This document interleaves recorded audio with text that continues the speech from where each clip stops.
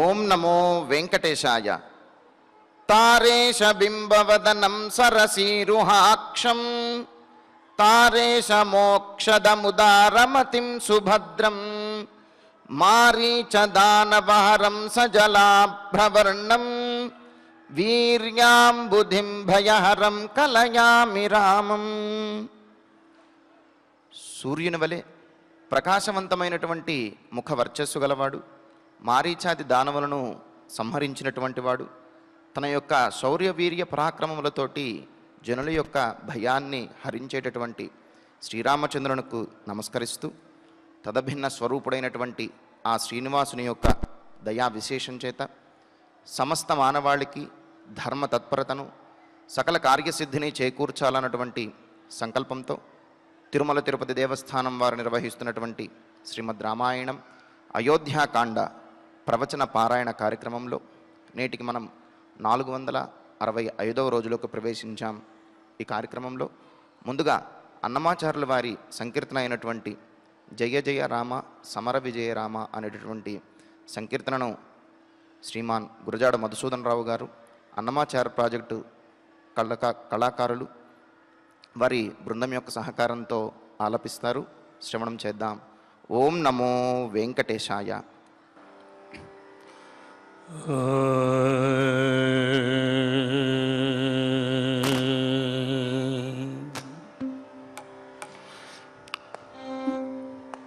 జయ జయ రామ సమర విజయ రామ జయ జయ రామ సమర విజయ రామ భయఘర నిజ భక్త పారీణ రామ జయ జయ రామ సమర విజయ రామ భయఘర నిజ భక్త పారీణ రామ జయ జయ రామ సమర విజయ రామ భయఘర నిజ భక్త పారీణ రామ జయ జయ రామ.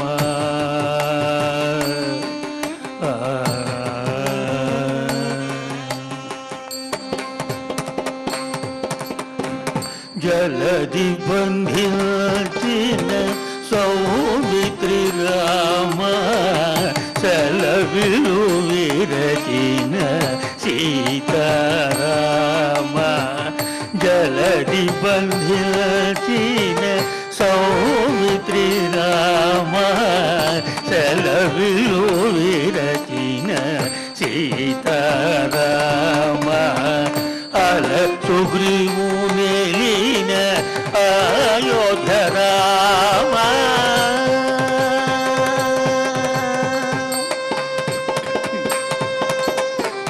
అల సుగ్రీవు నేలిన అయోధ్య రామ కలికి యజ్ఞముగాచి కౌసల్య రామ అల సుగ్రీవు నేలిన అయోధ్య రామ కలికి యజ్ఞముగాచి కౌసల్య రామ జయ జయ రామ సమర విజయ రామ భయఘర నిజ భక్త పారీణ రామ జయ జయ రామ.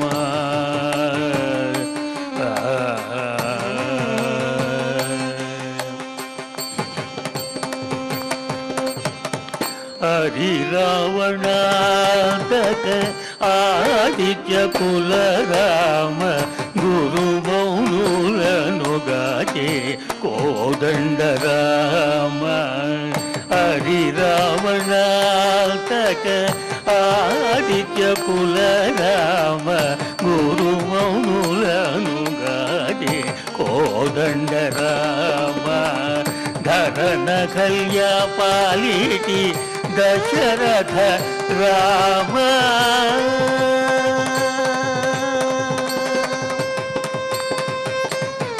ధరణ కల్యా పాలిటి దశరథ రామ అరుగణి నూతూల లోగా విరామ ధరణ గల్య పాలిటి దశరథ రామ అరుగణి నూతూల లోగా విరామ జయ జయ రామ సమర విజయ రామ భయకర నిజ భక్త పారీణ రామ జయ జయ రామ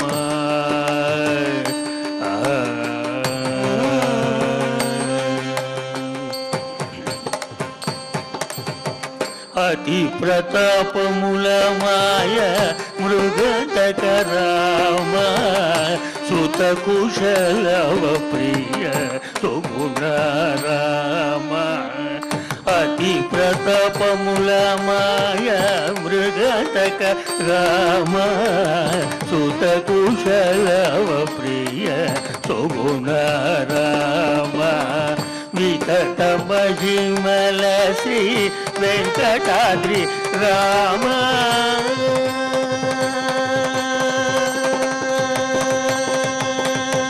వితత మహిమల శ్రీ వెంకటాద్రి రామ మతిలోని బాయని మనోష రామ వితత మహిమల శ్రీ వెంకటాద్రి రామ మతిలోన బాయని మనోష రామ జయ జయ రామ సమర విజయ రామ భయగర నిజ భక్త పారీణ రామ జయ జయ రామ సమర విజయ రామ భయగర నిజ భక్త పారీణ రామ జయ జయ రామ జయ జయ రామ జయ జయ రామ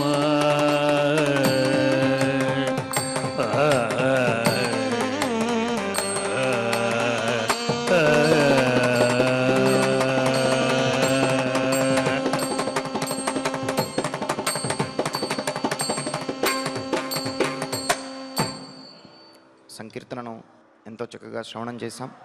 ఇక ఇప్పుడు శ్రీ గురు ధ్యానపూర్వకంగా సంకల్ప వాక్యాలను అందరము కలిసి పలుకుతూ ఈ కార్యక్రమాన్ని ప్రారంభం చేసుకుందాం.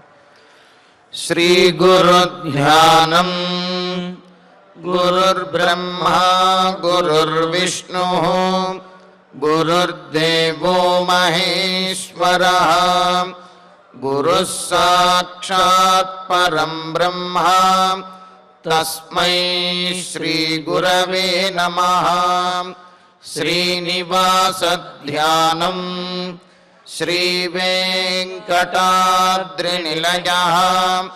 కమలాకాముకః పుమాన్ అభంగుర విభూతిర్నః తరంగయతు మంగళం.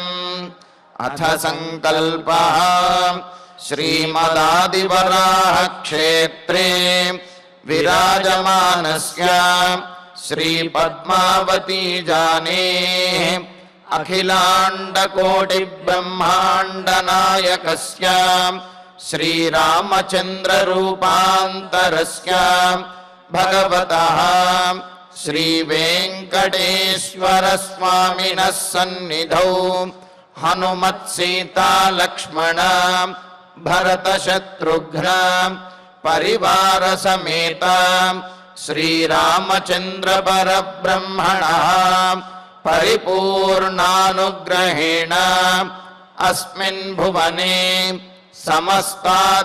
సమస్తాధివ్యాధీనాం నివారణార్థం భారతవర్షే విద్యా విత్త వాణిజ్య కృషి వైద్య వైజ్ఞానిక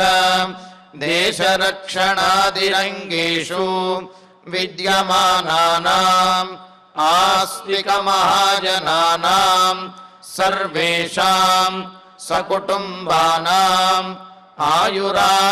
ఆయురారోగ్యైశ్వర్య సద్బుద్ధీత్యాది సర్వశుభఫలప్రాప్త్యర్థం ధర్మాచరణద్వారా శ్రీరామరాజ్యస్య పునర్వ్యవస్థాపనార్థం ఉద్యోగార్థినాం సముచితోద్యోగప్రాప్త్యర్థం దంపతీనాం అనుకూలదాంపత్యసిద్ధ్యర్థం సంతానస్య పితృవాక్యపరిపాలనానుకూల బుద్ధిప్రచోదనార్థం సకలకార్యసిద్ధ్యర్థం గోసంరక్షణార్థం చ శ్రీమద్వాల్మీకి రామాయణే అయోధ్యాకాండే యథాశక్తి శ్లోకవ్యాఖ్యాన పురస్సరం సప్తషష్టితమ సర్గ శ్లోక పారాయణం తథా శ్రీధన్వంతరి మంత్ర పారాయణం చ అన్యోన్య సాహాయ్యేన ఆచార్యముఖేన కరిష్యామహే. శ్రీ వాల్మీకి ప్రార్థనా కూజంతం రామ రామేతి మధురం మధురాక్షరం ఆరుహ్య కవితాశాఖాం వందే వాల్మీకి కోకిలం. శ్రీ ఆంజనేయ ప్రార్థనా మనోజవం మారుతతుల్యవేగం జితేంద్రియం బుద్ధిమతాం వరిష్టం వాతాత్మజం వానరయూథముఖ్యం శ్రీరామదూతం శిరసా నమామి. శ్రీరామాయణ ప్రార్థనా వాల్మీకిగిరి సంభూత రామసాగరగామిని పునాతి భువనం పుణ్యాం రామాయణ మహానది. శ్రీరామ ప్రార్థనా అయోధ్యాఖ్యేతు గుర్వర్ధే త్యక్వా రాజ్యం గిరౌ వసన్ పాదుకే భరతాయాదాత్ సరామః శరణం మమ. శ్రీరామచంద్ర పరబ్రహ్మణే నమః. అథ శ్రీమద్ రామాయణే ఆదికావ్యే అయోధ్యాకాండే సప్తషష్టితమః సర్గః. శ్రీమన్నారాయణ చరణౌ శరణం ప్రపద్యే. శ్రీమతే నారాయణాయ నమః. శ్రీరామాయ నమః. నారాజకే జనపదే శరాన్ సతతమస్యతాం శ్రూయతే తల నిర్దోష ఈశ్వస్త్రాణముపాసనే. దశరథ మహారాజు గతించిన తరువాత మరి ఆ తర్వాత రోజు ప్రాతకాలంలోనే అత్యవసర సమావేశంగా మార్కండేయోధ మౌద్గల్య అని చెప్పి అంటూ జాబాలిరస కాశ్యప అని అంటూ మహర్షులందరూ కూడా సభామండపానికి విచ్చేశారు. మంత్రులందరూ కూడా సభామండపానికి విచ్చేశారు. వశిష్ఠ మహర్షిని ఉద్దేశించి చెబుతూ, మహర్షి, రాజు లేనటువంటి రాజ్యము చాలా దారుణమైనటువంటి పరిస్థితులను ఎదుర్కొంటుంది. అటు ప్రకృతి పరంగాను, సామాజికంగాను, రాచరికంగాను, సాంఘికంగాను అన్ని రకాలుగా కూడా ఇబ్బందికరమైన పరిస్థితులు ఏర్పడతాయి. శత్రువులకు ఇదే అదను చూసుకుంటారు. రాజ్యంలో ధర్మం అనేదే ఉండదు. కావున ఎవరినో ఒకరిని రాజుగా నియమించాల్సిందే అని చెప్పి వశిష్ఠ మహర్షిని అడుగుతూ ఉన్నారు. మనకు అనిపిస్తుంది ఒకే విషయాన్ని, అంటే రాజు లేకపోతే ఎన్ని ఇబ్బందులు కలుగుతాయనే విషయాన్ని ఇన్ని శ్లోకములలో చెప్పవలసినటువంటి అవసరం ఏమున్నది అంటే, మరి ఆ సభామండపంలోకి వచ్చినటువంటి మహర్షులు వీళ్ళందరూ కూడా ఒక్కొక్కరు కూడా తమ అభిప్రాయాన్ని తెలియజేస్తున్నారు ప్రత్యేకంగా అనే విషయాన్ని మనం ముందే అనుకున్నాం కదా. మరి వచ్చిన వారు అందరూ కూడా మహాత్ములు. మరి వారిలో ఎవరి మాటను కూడా మనం తీసివేయలేము. అలాగే వశిష్ఠ మహర్షి కూడా కొంతమంది చెప్పిన తర్వాత ఇక మీరు ఆపండయ్యా నాకు తెలుసు అని కూడా ఆయన అనలేడు. ఎందుకంటే ఒక్కొక్కరు ఒక్కొక్క విషయాన్ని, ఒక్కొక్కరు ఒక్కొక్కరికి వారికి తెలిసినటువంటి తోచినటువంటి రాజనీతికి సంబంధించినటువంటి విషయములను వారు తెలియజేస్తూ ఉన్నారు. అంటే రాజు లేకపోవటం వల్ల, సరైనటువంటి రాజ్య పరిపాలన లేకపోవటం వల్ల ఎన్ని ఇబ్బందులు వస్తాయి, దేశం ఎంతగా నష్టపోతుందనే విషయాన్ని వారు తెలియజేస్తూ ఉన్నారు. అందుకనే ఎన్ని శ్లోకములు మనం చెప్పుకోవాల్సి వస్తుందన్నమాట. అంటే ప్రతి విషయాన్ని కూడా కూలంకషంగా ఆ మహర్షులు, మంత్రులు అందరూ కూడా ప్రతిపాదిస్తూ ఉన్నారు. అందుకనే ఇలా చెప్పుకుంటూ ఉన్నాం. మరి వర్తక వ్యాపారములు కానీ, లేకపోతే ఇతరములైనటువంటి వ్యవహారములు కానీ, స్త్రీలు ధైర్యంగా రాజవీధిలో తిరగటం కానీ ఇవేవి కూడా జరగవు, ఇవేవి చేయలేరు. ఆభరణములు ధరించి కూడా ధైర్యంగా స్త్రీలు ఎప్పుడైతే వీధుల రాజవీధిలో తిరగగలుగుతారో, రాజ్యంలో తిరగగలుగుతారో, అదే నిజమైనటువంటి సరి అయినటువంటి రాచరికము, సరి అయినటువంటి రక్షణ వ్యవస్థ అవుతుంది. రాజు కనుక లేకపోతే ధైర్యంగా కనీసం వీధిలో తిరిగేటువంటి పరిస్థితి కూడా ఉండదు అని చెప్పి వివరించి, అంతేకాదు యువతను ప్రోత్సహించేటటువంటి వారు దేశ రక్షణ కోసం, దేశ సేవ చేయటం కోసం యువతను ప్రోత్సహించవలసినటువంటి బాధ్యత రాజుదే. యువతలో విద్యను, అదేవిధంగా నైపుణ్యమును కూడా పెంపొందించవలసినటువంటి బాధ్యత రాజుది, ప్రభుత్వానిదే. మరి అటువంటి ఆ ప్రభుత్వానికి వెన్నెముకైనటువంటి నాయకుడైనటువంటి రాజు గనక లేకపోతే యువకులు కూడా మరి ఆ యుద్ధ విద్యలను అభ్యసించడం కానీ, దేశభక్తితోటి దేశరక్షణ కోసం పూనుకోవటం కానీ, సంకల్పించుకోవటం అనేది చేయరు. తద్వారా వారు యుద్ధ విద్యలను అభ్యసించరు. ఇక్కడ చూడండి, తల నిర్ఘోష అని అంటే, జ్యాతల నిర్ఘోష అని అంటే, ఈ ధనుర్విద్యను అభ్యసించేటప్పుడు, ఆ బాణములను ప్రయోగించేటప్పుడు ఎడమ చేతితో ధనుస్సును ధరిస్తారు. ధనుస్సును ధరించి ఈ కుడి చేతితోటి నారిని గట్టిగా లాగి విడిచిపెడుతూ ఉంటారు కదా. అలా లాగి విడిచినటువంటి ఈ నారి అల్లెత్రాడు అది ఆ చేతికి కూడా తగులుతూ ఉంటుంది. ఆ ధనస్సును పట్టుకున్నటువంటి చేతికి కూడా టప్ అని తగులుతూ ఉంటుంది. అందుకని ఏం చేస్తారు, ఈ ఎడమ చేతికి ఉడుము చర్మంతో చేసినటువంటి, ఒక చర్మంతో చేసిన ఆవరణం లాంటిది, కవచం లాంటిది ధరిస్తారనమాట. మరి ఇలా లాగి వదిలినటువంటి ఆ నారి, ఆ తాడు, అది గట్టిగా వేగంగా వెళ్ళి ఆ ఎడమ చేతికి ఆ ఉడుము చర్మం కవచం కలిగినటువంటి చేతికి తగిలి టప్ అనే పెద్ద మోత వస్తూ ఉంటుందన్నమాట. ఇలాగా ఆ రాజ్యంలో, అంటే రాజు ఉన్నటువంటి రాజ్యంలో యువకులందరూ కూడా ఉత్సాహంగా యుద్ధ విద్యను నేర్చుకుంటూ ధనుర్విద్యను అభ్యాసం చేస్తారు. కావున ఈ శబ్దం అనేది, అంటే ధనుష్టంకారము అంటూ ఉంటారు, ఆ ధనస్సు యొక్క నారి ధ్వని, ఆ ప్రకంపన ధ్వని, అదేవిధంగా ఆ తాడు, ఆ నారి తగలటం వల్ల ఆ ఉడుము చర్మం కలిగినటువంటి అక్కడ నుంచి వచ్చే, ఆ కవచం నుండి వచ్చేటటువంటి శబ్దము ఇది వినిపిస్తూ ఉంటుంది. లేని పక్షంలో, రాజు లేనటువంటి యువకులు ఎవరు కూడా యుద్ధ విద్యలను అభ్యాసం చెయ్యరు, దేశరక్షణకు పూనుకోరు. కావున అటువంటి యుద్ధ విద్యాభ్యాసానికి చెందినటువంటి శబ్దములేవి కూడా ఆ రాజ్యంలో వినిపించవు. అంతేకాదు, నారాజకే జనపదే వణిజో దూరగామినః గచ్చంతి క్షేమమధ్వానం బహుపణ్య సమాచితాః. రక్షణ ఉన్నప్పుడే, వ్యాపారం బాగా జరుగుతుంది అని నమ్మకం ఉన్నప్పుడే వర్తకులు కూడా తాము అనేకమైనటువంటి ఆ వస్తువులను, ఎక్కువగా వస్తువులను తీసుకుని అనేక ప్రాంతములకు వెళ్ళి వాటిని విక్రయిస్తూ ఉంటారు. క్రయ విక్రయములు జరుగుతూ ఉంటాయి. ఇలా క్రయ విక్రయములు జరుగుతున్నప్పుడే, వర్తక వాణిజ్యములు జరుగుతున్నప్పుడే దేశాభివృద్ధి అనేది జరుగుతుంది. అదేవిధంగా సంపద అనేది పుడుతూ ఉంటుంది. చూడండి, ఈ విషయాన్ని ఇప్పుడు కాదు, రామాయణ కాలం నుంచి కూడా చెబుతున్నటువంటి విషయమే. మరి ఆ విధంగా వర్తక వ్యాపారములు జరగాలి అంటే ఈ దేశంలో వర్తక వ్యాపారములు ఈ ప్రాంతంలో చేయడానికి మనకు రక్షణ ఉన్నది అనే భావన ఆ వర్తకులలో, ఆ వ్యాపారస్తులలో కలిగినప్పుడు మాత్రమే వారు ఆ దేశమునకు, ఆ ప్రాంతమునకు వచ్చి వ్యాపారమును ప్రారంభిస్తారు.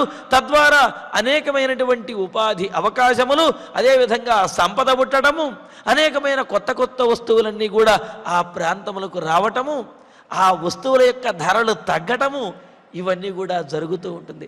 అలా లేని పక్షంలో వస్తువులు ఆ వర్తక వ్యాపారులు అక్కడికి వచ్చి వ్యాపారం చెయ్యరు, తద్వారా వస్తువులు లభించవు. ఎప్పుడైతే వస్తువులు లభించవో, ఉద్యోగములు అనేవి ఉండవో, వర్తకములు జరగవో, అప్పుడు ఆ వస్తువుల యొక్క ధరలు కూడా ప్రియంగా మరింత ఎక్కువగా పెరిగిపోతూ ఉంటాయన్నమాట.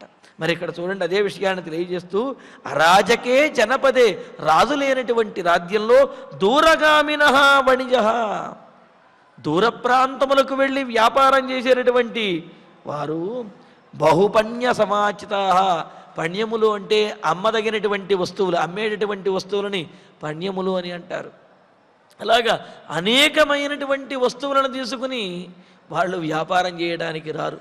ఎందుకు అంటే వాటిని దారిదోపిడి దొంగలు ఎవరైనా దోచుకుపోతే వాటినన్నింటినీ కూడా నిలువ ఉంచేటటువంటి అవకాశం ఎక్కడ ఉన్నది. కావున వారు అధికమైనటువంటి ఎక్కువ వస్తువులను తీసుకువచ్చి దూర ప్రాంతములకు వెళ్ళి వ్యాపారం చేసుకోవడానికి ఇష్టపడరు. తాము ఉన్నటువంటి చోట ఎంత వ్యాపారం జరిగితే అంత, ఎంత డబ్బు వస్తే అంత అని అనుకుంటారు తప్ప ఎక్కువగా వారు వస్తువులను తీసుకువచ్చి వ్యాపారం చేయడానికి ఎవరు కూడా వాళ్ళు ధైర్యం చేయలేరు. అందుకని అంటున్నారు, క్షేమం అధ్వానం నగచ్చంతి. క్షేమంగా అంటే తమ దగ్గర ఉన్నటువంటి వస్తువులను రక్షించుకుంటూ వాటిని విక్రయం చేయడానికి ధైర్యం అనేది చాలక ఆ వర్తకులు దూర ప్రాంతాలకు వచ్చి వర్తకం అంటే వ్యాపారం చేయడానికి ఇష్టపడరు. ధైర్యం వారికి సరిపోదు. తద్వారా వర్తక వ్యాపారం లేనివి రాజ్యంలో జరగవు. వస్తువులు అన్ని ప్రాంతముల వారికి అందడం అనేది చాలా కష్టమైపోతుంది. కావున రాజు అనేవాడు ఉన్నట్లయితే సరైనటువంటి దిశానిర్దేశం చేస్తాడు, రక్షణ వ్యవస్థ ఉంటుంది అని అంటూ, నారాజకే జనపదే చరత్యేకచరో వసి భావయన్నాత్మనాత్మానం యత్ర సాయం గృహో ముని. ఈ విధంగా రక్షణ వ్యవస్థ, వర్తక వ్యాపారములు, అదేవిధంగా విద్యలు, దేశభక్తి, ఇవన్నీ రాజు లేకపోతే ఇవన్నీ నష్టపోతాము అని చెప్తూ, ఇవే కాదు ఆధ్యాత్మికంగా కూడా రాజు లేనటువంటి రాజ్యంలో ఆధ్యాత్మికంగా కూడా ప్రజలలో భక్తి విశ్వాసాలు అనేవి తగ్గిపోతాయి.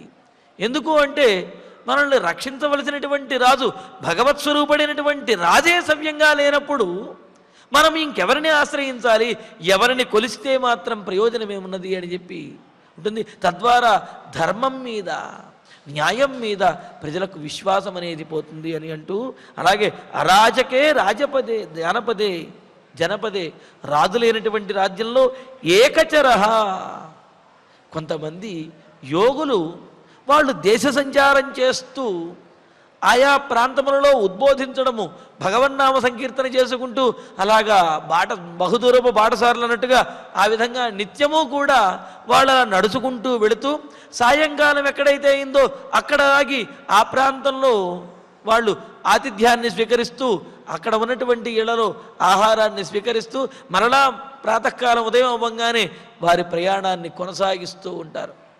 అంటే వారి యొక్క జీవితం అనేది ఇలా ప్రయాణాన్ని కొనసాగిస్తూ భగవంతుని యొక్క లీలలను, భగవద్ అనుభవాన్ని, భగవద్గుణ వైభవాన్ని అందరికీ కూడా బోధించి ఆధ్యాత్మిక రీతిలో, ధర్మపరమైనటువంటి రీతిలో ప్రజలను ప్రేరేపించడం ఆ సాధుబంగవుల యొక్క, సజ్జనుల యొక్క ప్రవృత్తి, వృత్తిగా ఉంటుందన్నమాట. మరి అటువంటి వారు జితేంద్రియులు, ఒంటరిగా సంచరిస్తూ అందరినీ కూడా బోధించేటటువంటి వారు ఆత్మానం భావయన్, తమ మనస్సుతోటి, తమ అంతఃకరణంతో ఆత్మానం పరమాత్మను భావిస్తూ అంతటా కూడా పరమాత్మను చూస్తూ అందరికీ పరమాత్మను చూపిస్తూ పరమాత్మ యొక్క వైశిష్ట్యాన్ని తెలియజేస్తూ ఉండేటటువంటి వారు. ఎత్ర సాయంగృహ, ఇంకా వాళ్ళు వెళ్ళినటువంటి చోట సాయంకాలం అయిందంటే అది తెలిసిన వాడిదా తెలియని వారిదా అనే విషయం లేదు, ఎవరైనా సరే ఆదరిస్తారు. కావున ఆ సాయంకాలం అయ్యేటప్పటికీ వాళ్ళు వెళ్ళినటువంటి ప్రాంతంలోనే ఏదో ఒక ఇంట్లో వారు ఆతిథ్యాన్ని స్వీకరిస్తూ కాలం గడుపుతూ ఉండేటటువంటి వారైన ముని వైరాగ్యంతో, భక్తితోటి ప్రజలందరినీ కూడా బోధించినటువంటి ఆ మునులు నచరతి, ఎవరు కూడా అటువంటి వారు సంచరించరు. ఎందుకంటే వారిని ఆదరించేవారు కానీ, వారికి సాయంకాలం అయితే ఆతిథ్యం ఇచ్చి అక్కడ ఇంట్లో ఉండనిచ్చేవారు కానీ ఎవరు ఉండరు. ఎందుకని అంటే ఆ వచ్చినటువంటి వాడు సాధువా, లేకపోతే దొంగ, లేకపోతే మరొకడ అనే విషయం అనేది ఈ గృహస్థులకు కూడా అనుమానంగానే ఉంటుంది. ఎందుకు అంటే రక్షణ వ్యవస్థ సవ్యంగా లేనప్పుడు ప్రతివారిని కూడా అనుమానించేటటువంటి పరిస్థితే వస్తుంది. తద్వారా సాధు పుంగవులను కూడా అనుమానిస్తారు, వారికి కూడా ఆశ్రయాన్ని కల్పించరు. మరి ఆశ్రయం లేనప్పుడు, ఆహారము సమకూరనప్పుడు సాధువులు మాత్రము అలాగ దేశంలో సంచరిస్తూ ఎవరిని ఉద్బోధించగలుగుతారు, ఏ విధంగా ప్రయాణించగలుగుతారు? అందుకని ప్రజలను ప్రేరేపించి ఉద్బోధించేటటువంటి సాధువులు కూడా తిరగటం మానేస్తారు.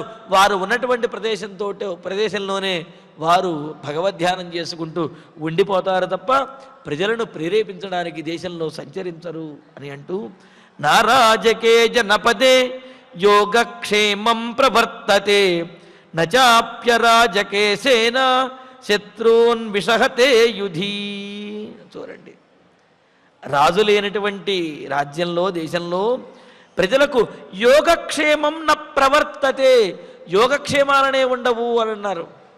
యోగము అంటే ఇంతకుముందు కూడా మనం అనుకున్నాం, అంటే లభించనటువంటి దాన్ని లభింపజేసుకోవటం, లభించడం అనే దాన్ని యోగము అని అంటారు. సహజంగా అంటుంటారు కదా, నీకు వాహన యోగం ఉందయ్యా అని అంటే కనుక, అంటే ఇంతకుముందు అతనికి వాహనం లేదు, ఇప్పుడు కొత్తగా అతనికి వాహనం అనేది వచ్చి చేరుతుంది. గృహయోగం ఉన్నది అన్నారంటే గృహం అనేది కొత్తగా వస్తుంది అని అర్థం. అంటే లభించనటువంటిది, ఇంతకుముందు లేనటువంటిది ఇప్పుడు సమకూరటాన్ని యోగము అని అన్నారు. మరి క్షేమము అంటే సమకూరినటువంటి దాన్ని, ఇంతకుముందు ఉన్నటువంటి దాన్ని రక్షించుకోవటం అనేది క్షేమము అని అన్నారు. కావున రాజు కనుక ఉన్నట్లయితే రాజ్యంలో పూర్వం లేనటువంటి సౌకర్యములు, పూర్వం లేనటువంటి విశేషములన్నీ కూడా వచ్చి చేరుతాయి. మొదటి నుంచి ఉన్నటువంటివన్నీ కూడా కాపాడబడతాయి. కానీ రాజు కనుక లేని పక్షంలో ఏవి కూడా కొత్తగా వచ్చి చేరవు. అలాగే ఉన్నటువంటివి కూడా దెబ్బతిని, ఉన్నటువంటి వాటిని కూడా నష్టపోయేటటువంటి పరిస్థితి వస్తుంది. కావున రాజు లేనటువంటి రాజ్యంలో యోగక్షేమములనేవి ఉండవు.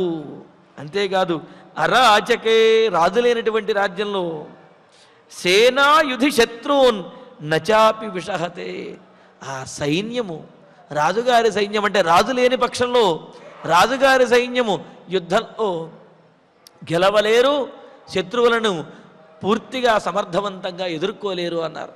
అదేంటండి, రాజు లేకపోతే సైన్యానికి ఏమైనా బలం తగ్గుతుందా, బలహీనపడిపోతారా అని అంటే, యుద్ధంలో కావలసినది కేవలము శక్తి బలము మాత్రమే కాదు, యుక్తి వ్యూహము కూడా కావాలి. సరైనటువంటి యుక్తి వ్యూహము లేనప్పుడు ఎంత శక్తి ఉన్నప్పటికీ కూడా ఓడిపోయేటటువంటి పరిస్థితి వస్తుంది. ఈ విధంగా యుక్తి వ్యూహము, దీనితో పాటుగా దేశభక్తి, ఇవి ఉన్నప్పుడే సైన్యము తమ ప్రాణములకు తెగించి యుక్తితోటి వారు పోరాడి దేశాన్ని గెలిపిస్తారు. మరి రాజు లేనటువంటి సైన్యాన్ని ప్రబోధించేవారు, ప్రేరేపించేవారు ఎవరు లేరు. పైగా వారు ఎగిరిగిరి దంచినా ఒకటే కూలి, ఎగరకుండా దంచినా ఒకటే కూలి అన్నప్పుడు ఎవడైనా ఎగరకుండానే దంచుతాడు తప్ప ఎగిరెగిరి ఎందుకు దంచుతాడు, ఎందుకు శ్రమ పడతాడు? కావున తాము గెలిచినా ఓడినా సరే కనీసం తమను మెచ్చుకునేవాడు కానీ, తమను సన్మానించేవాడు కానీ, తమ వీరత్వాన్ని గుర్తించేవాడు లేనప్పుడు ఆ సైన్యం కూడా ఎందుకు కష్టపడతారు, ఎందుకు కష్టపడాలి అనే భావన వారిలో వస్తుంది తప్ప దేశం కోసం తమ ప్రాణములు వడ్డైనా సరే యుద్ధం చేయాలి అనే భావన రాదు. కానీ రాజు కనుక ఉండి ఆ సైన్యాన్ని కనుక ప్రేరేపించినట్లయితే వారిలో ఉన్నటువంటి శక్తి అనేక రెట్లు పెరుగుతుంది. రాజుగారి యొక్క యుక్తి, సైన్యం యొక్క శక్తి, వారిలో ఉండే దేశభక్తి ఆ దేశాన్ని గెలిపిస్తుంది. కావున రాజు ఉన్నప్పుడే సైన్యం కూడా బలంగా ఉంటారు, ధైర్యంగా ఉంటారు. రాజు లేకపోతే సైన్యం ఎంతటి సైన్యమైనా సరే ఏమీ చెయ్యలేరు. కావున వశిష్ఠ మహర్షి రాజుని ఎవరినైనా వెంటనే నియోగించాలి మన అయోధ్య నగరానికి అని అంటూ, నారాజకే జనపదే హృష్టై పరమవాజిభి నరా సంయాంతి సహసా రథైశ్చ పరిమండితా. ఎక్కడికైనా ప్రయాణం చేయాలి అంటే మనకు ఇబ్బంది లేదు అనిపిస్తే ఎప్పుడు ప్రయాణం చేయవలసి వస్తే వెంటనే అప్పుడే ప్రయాణానికి బయలుదేరతారు. అత్యవసర పరిస్థితుల్లో అయితే అర్ధరాత్రి పూటైనా సరే బయలుదేరవలసినటువంటి పరిస్థితి ఉంటుంది. కానీ దేశంలో పరిస్థితులు సవ్యంగా లేనప్పుడు, రాచరిక వ్యవస్థ అస్తవ్యస్తంగా ఉన్నప్పుడు ప్రయాణములు చేయాలి అంటే ముందు అసలు తాము ప్రయాణించేటటువంటి ప్రదేశము, ఆ మార్గము ఎలా ఉన్నదో అన్నీ తెలుసుకోవాలి. అలాగే ఆ ప్రాంతంలో వెళ్ళేటప్పుడు కనీసం జేబులో డబ్బులైనా పెట్టుకుని వెళ్ళవచ్చా, లేకపోతే అది కూడా ఎవడైనా తీసేసుకుంటాడా అని చెప్పి అక్కడ ఎలా ఉన్నది అనే పరిస్థితులు ఎలా ఉన్నాయి, సామాజికమైన సాంఘికమైనటువంటి రక్షణపరమైనటువంటి పరిస్థితులు ఎలా ఉన్నాయి, ఇన్ని ఆలోచించుకోవలసి వస్తుంది. కానీ రాజు కనుక ఉన్నట్లయితే మనల్ని రక్షించేవాడు ఒకడు ఉన్నాడు అనే ధైర్యంతో ప్రజలు ఎప్పుడైనా సరే వెంటనే తమ అవసరానుగుణంగా ప్రయాణం చేయగలుగుతారు. కానీ అరాజకే జనపదే, రాజు లేనటువంటి రాజ్యంలో నరాహ, మనుషులు, మానవులు, జనులు పరిమండిత, చక్కగా అలంకరించుకున్న వారి, హృష్టై పరమవాజిభి, ఉత్సాహం కలిగినటువంటి గొప్ప గుర్రములతోటి, శ్రేష్టమైనటువంటి గుర్రములతోటి, ఆ రథములతోటి సహసా నసంయాంతి, వెంటనే ప్రయాణములకు బయలుదేరి వెళ్ళలేరు.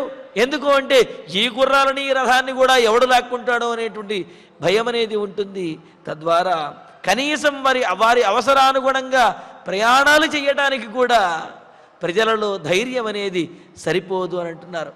మనం ఇప్పటికీ కూడా కొన్ని దేశములలో చూస్తూ ఉన్నాం కదా, ఏ క్షణంలో ఏం జరుగుతుందో, ఎప్పుడు ఏ బాంబు వచ్చి ఇంటి మీద పడుతుందో, ఎవరు దాడి చేస్తారో తెలియనటువంటి పరిస్థితి, అంతా కూడా భూగృహములలో దాక్కుని జీవితాలు గడపవలసినటువంటి పరిస్థితులను కొన్ని దేశములలో, అరాచకంగా ఉన్నటువంటి దేశంలో చూస్తూనే ఉన్నాం.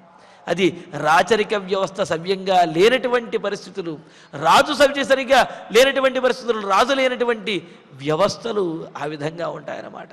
రాజు కనుక ఉండి సమర్థమైనటువంటి వాడు కనుక అయినట్లయితే ప్రజలు గుండె మీద చెయ్యి వేసుకుని పడుకోగలుగుతారు, ధైర్యంగా ఉండగలుగుతారు. ఇంకా అంటున్నారు, నారాజకే జనపదే నరా శాస్త్ర విశారదా సంవదంతో వతిష్టంతే వనేషు పవనేషు చ. మరి రాజుని బోధించాలి అన్నా, లేకపోతే రాజ్యంలో ఉన్నటువంటి ప్రజలందరికీ కూడా ఇది ధర్మము, ఇది అధర్మము అని తెలియాలన్నా సరే అనేకమైనటువంటి ధర్మశాస్త్రములు, అనేకమైనటువంటి పురాణములు, ఇతిహాసములు, శాస్త్రములు, వేదములు ఇవన్నీ కూడా బోధిస్తూ ఉంటాయి. మరి వాటిని చెప్పేటటువంటి వారు ఉండాలి కదా. ఆ చెప్పేటటువంటి వారికి కూడా తాము చెప్పటం వల్ల ప్రయోజనం ఉన్నది అనే భావన కలగాలి కదా. అలా కాకుండా చెవిటివాడి చెవిలో శంఖం ఊదినట్టుగా తాము ఎన్ని చెప్పినా సరే వినిపించుకునేటువంటి వారు ఉన్నప్పుడు చెప్పటానికి కూడా ఎవరు ఇష్టపడరు కదా. అందుకని ఏమంటున్నారు, అరాజకే జనపదే, రాజు లేనటువంటి దేశంలో శాస్త్ర విశారదాహ నరాహ, అనేక శాస్త్రములలో పండితులైనటువంటి, బాగా శాస్త్రాలన్నీ కూడా అభ్యసించినటువంటి పెద్దలు, పండితులైనటువంటి వారు వనేషు ఉపవనేషు చ, మునులకు ఆవాసమైనటువంటి వనములలోను, ఉపవనములు అంటే వనముల సమీపంలో ఉన్నటువంటి గ్రామములలో, వీటినన్నింటిలోనూ కూడా, తపోవనాల్లోనూ నగర ఉద్యానవనాల్లోనూ కూడా సంవదంత ఆయా శాస్త్రములను చర్చించుకుంటూ ఆ శాస్త్రములలో ఉన్నటువంటి సారాన్ని నిగ్గు తేల్చడం అంటారు కదా, నిష్కర్ష అని అంటారు. ఆ శాస్త్రంలో ఉన్నటువంటి నిష్కర్షను అందరికీ బోధించడానికి, లేకపోతే ఆ శాస్త్రములలో ఉన్నటువంటి నిష్కర్షను తాము తెలుసుకుని అందరికీ తెలియజేయడానికి నావతిష్టంతే, ఎవరు కూడా కూర్చోరు, ఎవరు కూడా ఆ విధంగా శాస్త్ర చర్చలను నిర్వహించుకోరు. ఎందుకు అంటే ఎన్ని శాస్త్రాలు తెలిసినా, ఎన్ని ధర్మశాస్త్రాలు తిరగేసినా సరే వీటిని పాటించేవాడు, వీటిని అమలుపరిచే విధంగా చేసేవాడు, అమలు పరిచేటటువంటి వాడు ఉన్నప్పుడే ధర్మములన్నీ కూడా అమలు అవుతాయి. అమలుపరిచేటటువంటి రాజే లేనప్పుడు ఎన్ని ధర్మాలు తెలిసినా సరే అవి అమలు కానప్పుడు వాటి గురించి చర్చించుకున్న ప్రయోజనం ఏమున్నది అని చెప్పి ఆ శాస్త్రములు అవన్నీ చదువుకున్నటువంటి వారు కూడా వీటి వల్ల ప్రయోజనం లేదు అని పక్కన పెట్టేస్తూ ఉంటారు. వాటి యందు విశ్వాసాన్ని ప్రజలలో కలిగించడానికి ప్రయత్నించరు అని అన్నారు. పైగా కావ్యశాస్త్ర వినోదేన కాలో గచ్చతి ధీమతాం వ్యసనేన చ మూర్ఖాణం నిద్రయా కలహేనవా అని చెప్పి అన్నారు కదా. మరి ధీమతాం ధీమంతులు బుద్ధిమంతులు ఎవరైతే ఉన్నారో వారికి ఏదైనా కొత్త విషయం తెలుసుకోవాలి అనే ఉత్సుకత కలిగినటువంటి వారికి ఈ కావ్యములు శాస్త్రములు విజ్ఞానము, కావ్యములు శాస్త్రములు అంటే కేవలం ప్రాచీనమైనటువంటి వాటిని మాత్రమే అని అనుకుంటే పొరపాటు. విజ్ఞానం ఏదైతే ఉన్నదో ఆ విజ్ఞానాన్ని కొత్త కొత్త విషయాలు తెలుసుకోవాలి, అలాగే ప్రాచీన విషయాల్లో ఉన్నటువంటి వాటిని తెలుసుకోవాలి అనే ఈ ఉత్సుకత ఏదైతే ఉన్నదో ఆ ఉత్సుకత జనులలో ఉన్నప్పుడే వారు ప్రయత్నించగలుగుతారు. మనం కూడా చూస్తూ ఉంటాం కదా, ఎంతోమంది విజ్ఞానవంతులు తమ తమ విజ్ఞానంతో దేశసేవ చెయ్యాలి అని పరితపించేటటువంటి వారు ఆ దేశంలో కనుక వారికి సరైనటువంటి గుర్తింపు సరైనటువంటి ప్రోత్సాహం లేకపోతే ఇతర దేశాలకు వెళ్ళిపోతారు. వీరి విజ్ఞానం అంతా కూడా ఇతర దేశాల్లో వినియోగించబడుతుంది తప్ప స్వదేశానికి మాతృదేశానికి వినియోగపడదు. దానికి కారణం ఏమిటి? రాచరిక వ్యవస్థలో వీరి యొక్క విజ్ఞానానికి ఆ శాస్త్ర పాండిత్యానికి ఆ శాస్త్రీయమైనటువంటి విజ్ఞానానికి సరైనటువంటి గుర్తింపు ప్రోత్సాహం లేకపోవటం వల్ల మరి వారు మరొక చోటకు వెళ్ళి వారు ఆ ప్రయత్నములను చేసుకుంటూ ఉంటారు కదా. మరి ఇక్కడ అదే చెబుతున్నారు, రాజు లేనటువంటి రాజ్యములలో శాస్త్రీయమైనటువంటి విజ్ఞానపరమైనటువంటి చర్చలు కానీ లేకపోతే కొత్త కొత్త విషయములను తెలుసుకోవటం కానీ ఆ విధమైనటువంటి సభలు కానీ చర్చోపచర్చలు కానీ ఏవి నిర్వహించబడవు. ఎక్కడ వేసిన గొంగళి అక్కడే అన్నట్లుగా ఆ రాజ్యము అలాగా ఉండిపోతుంది అని అంటున్నారు. కావున మరి మన వ్యవహారములను నిర్దేశించేవి, మనను సరైనటువంటి మార్గంలో పెట్టేవి, మనల్ని ముందుకు నడిపించేవి, పురోభివృద్ధికి తోడ్పడేవి శాస్త్రములు విజ్ఞానమే. మరి వాటిని బోధించేవారు, ఆ బోధించేటటువంటి వాటిని వినేటటువంటి వారు లేనప్పుడు ఆ రాజ్యం అనేది పురోభివృద్ధిని ఎలా సాధిస్తుంది? మరి రాజు కనుక ఉన్నట్లయితే వీటినన్నింటినీ ప్రోత్సహించి దేశ పురోభివృద్ధికి తోడ్పడతాడు, దేశాభివృద్ధికి పాటుపడతాడు. కావున రాజు ఉండి తీరాలి అని అంటూ నారాజకే జనపదే మాల్యమోదక దక్షిణా దేవతాభ్యర్చనార్థాయ కల్ప్యంతే నియతైర్జనై. ఇంకా అంటూ ఉన్నారు, దేశంలో ఉన్నటువంటి దేవాలయములను రక్షించవలసినటువంటి బాధ్యత రాజ్యాధికారం ఆ రాజుదే, ప్రభుత్వానిదే అనే విషయాన్ని కూడా ఇక్కడ తెలియజేస్తూ మరి అటువంటి రాజు లేనప్పుడు అరాచకే జనపదే, రాజు లేనటువంటి దేశంలో నియతై జనై ఆయా దేవాలయములను కాపాడటం కోసం నియమించబడినటువంటి ఉద్యోగులు ఎవరైతే ఉంటారో, అంటే దేవాలయములను సంరక్షించడం కోసం నియతై ఏర్పాటు చేయబడినటువంటి ఉద్యోగులు, ఏర్పాటు చేయబడినటువంటి సేవకులు ఎవరైతే ఉన్నారో ఆ సేవకులు దేవతాభ్యర్చనార్థాయ, దేవాలయములలో అర్చనాదులు జరగటం కోసం మాల్యమోదక దక్షిణా, మాలలను కానీ లేకపోతే ప్రసాదములు మొదలైనటువంటి వాటిని కానీ లేకపోతే దేవాలయానికి ఉపయోగపడవలసినటువంటి వస్తువులను అలాగే ధనములను కూడా నకల్ప్యంతే, వాళ్ళు ఏర్పాటు చెయ్యరు. ఏం చేస్తారు?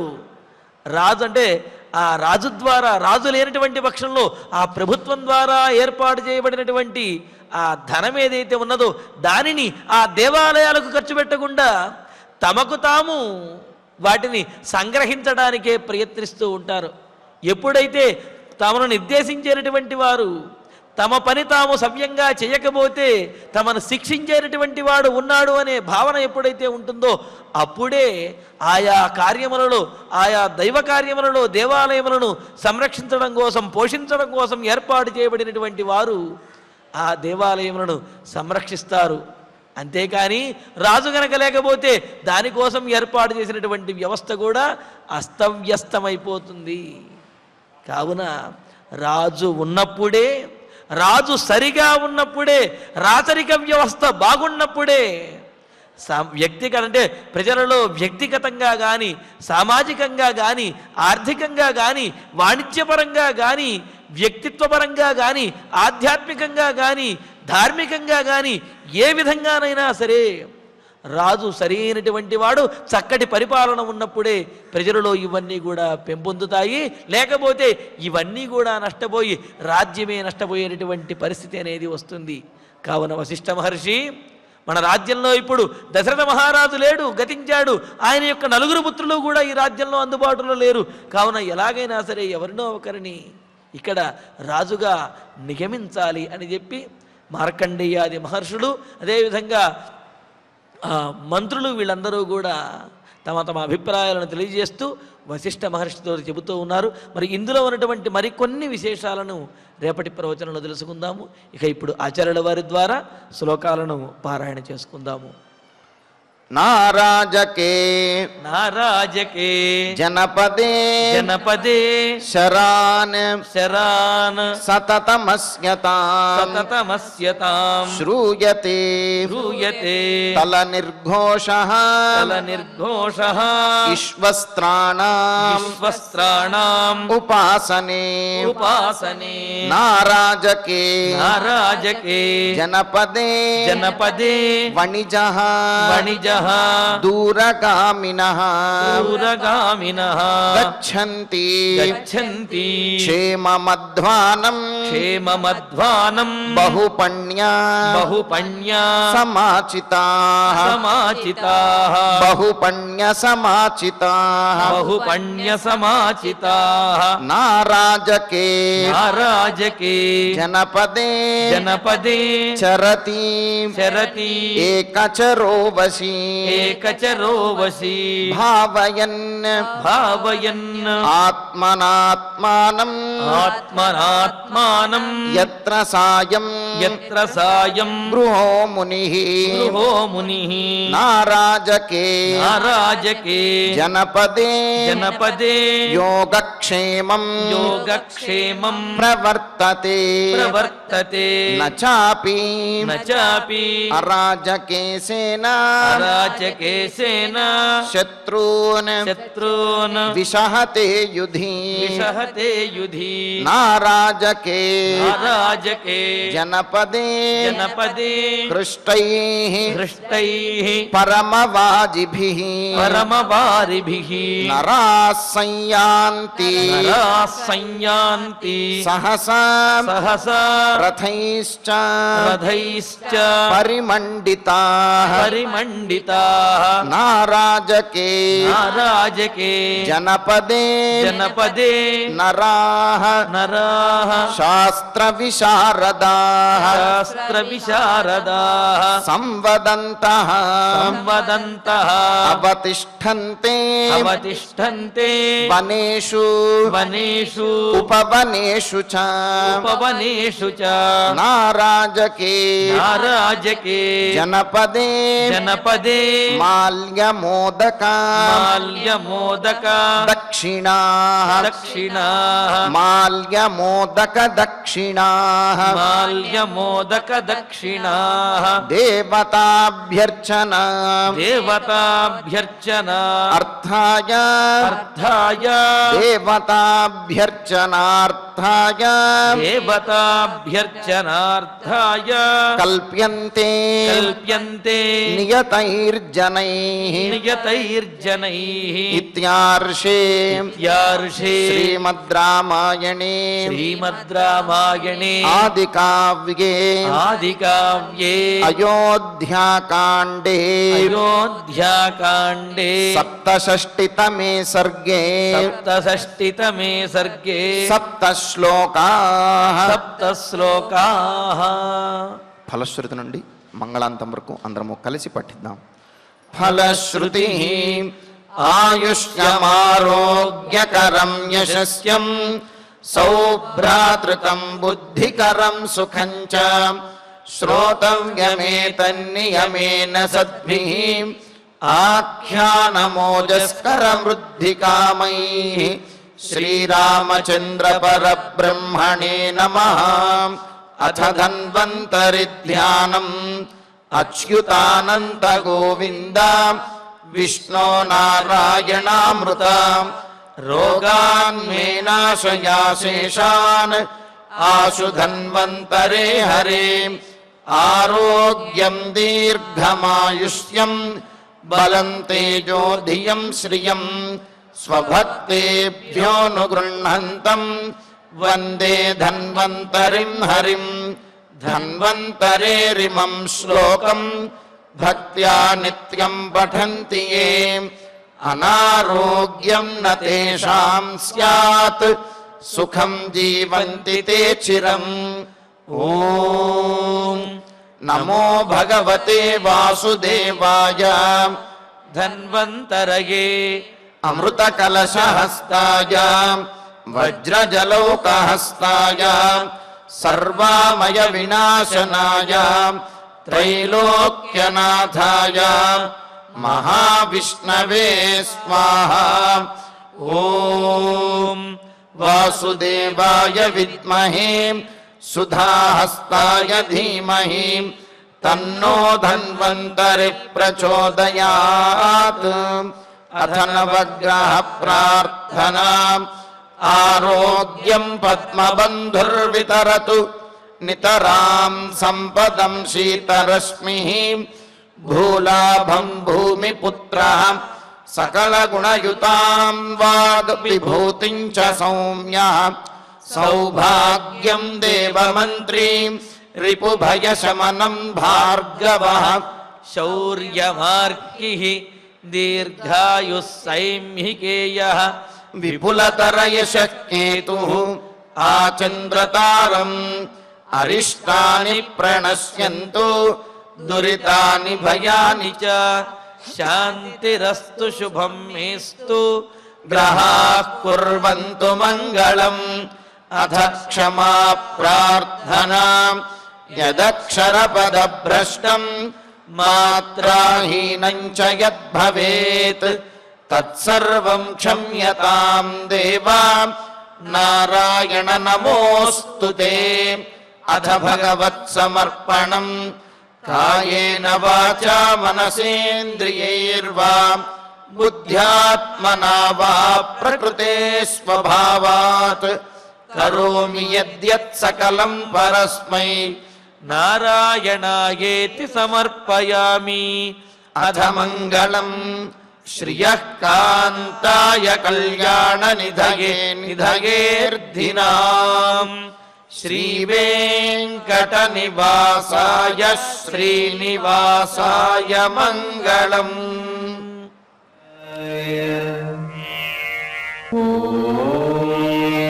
నమో వెంకటేశాయ.